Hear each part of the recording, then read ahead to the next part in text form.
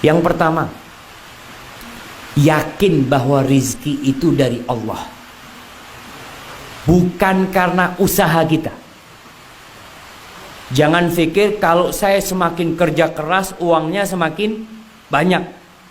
Ada orang yang kerja keras lembur sampai sakit-sakit rizkinya tetap, bahkan lemburannya habis karena harus berobat sakit.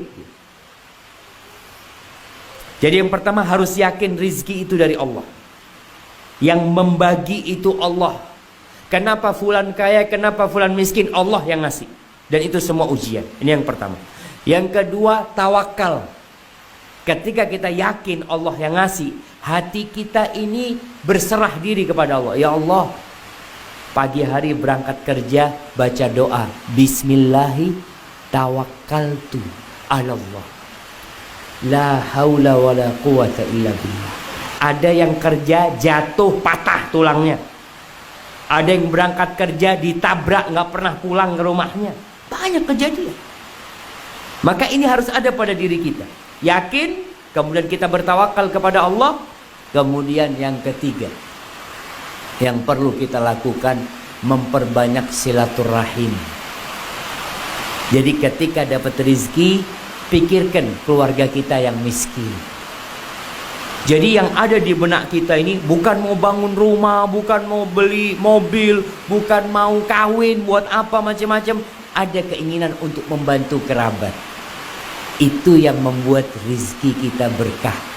Kata Nabi Muhammad SAW, man ahabba ayyubsata lahu fi rizqih, barang siapa yang ingin rizkinya diluaskan,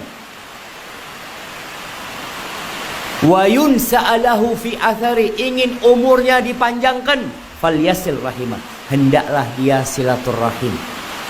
Kemudian yang keempat, sholat malam.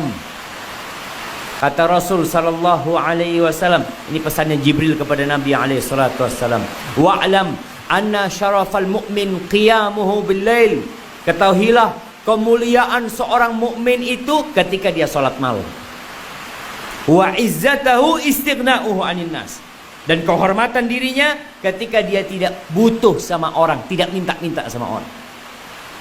Maka dengan cara seperti itu mudah-mudahan diberkahi. Waktu sholat, sholat. Waktu berzikir, berzikir. Jadi ketika masuk waktu sholat, tinggalkan pekerjaan. Sebentar, berapa sih ninggalkan kerjaan? 10 menit. Kita makan setengah jam, tiduran setengah jam bisa. Tapi untuk cari berkah, tolong tadi.